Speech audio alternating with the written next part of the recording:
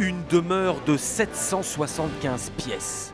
Des chambres des domestiques au salon d'apparat jusqu'à la salle du trône.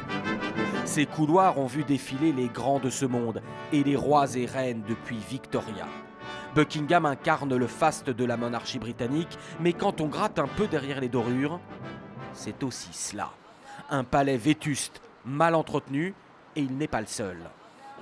Les chaudières de Buckingham Palace n'ont pas été rénovées depuis 60 ans. Au château de Windsor, il y a de nombreux problèmes de vétusté dans les chambres. Et encore, à Buckingham, dans la galerie des portraits, il faut mettre des seaux pour recueillir les fuites d'eau. Contrairement à une idée reçue, Buckingham Palace appartient à l'État. La reine n'en a que la jouissance. L'État verse chaque année une somme pour entretenir la couronne, 38 millions d'euros l'an dernier. Or, la reine en a dépensé plus, 40,5 millions, soit 2,5 millions de déficit, sans même bien entretenir le patrimoine immobilier mis à sa disposition. En cause des dépenses excessives. Il y a quelques jours, Elisabeth II a fait paraître une petite annonce pour recruter une domestique préposée notamment à la préparation des bains.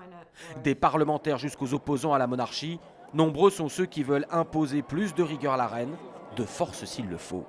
Il y a une dizaine d'années, les députés ont dit à la reine « Vous devez ouvrir le palais aux touristes toute l'année ». Elle leur a opposé une fin de non-recevoir.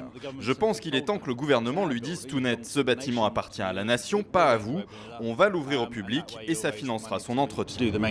Et la presse britannique n'est pas en reste. Vous n'avez qu'à louer votre palace, madame, titre aujourd'hui les journaux, en proposant à Elisabeth II de louer Buckingham Palace pour des réceptions, des séminaires ou pourquoi pas, et là ce serait vraiment la fin d'un monde, pour l'organisation d'autres mariages que ceux de la famille royale.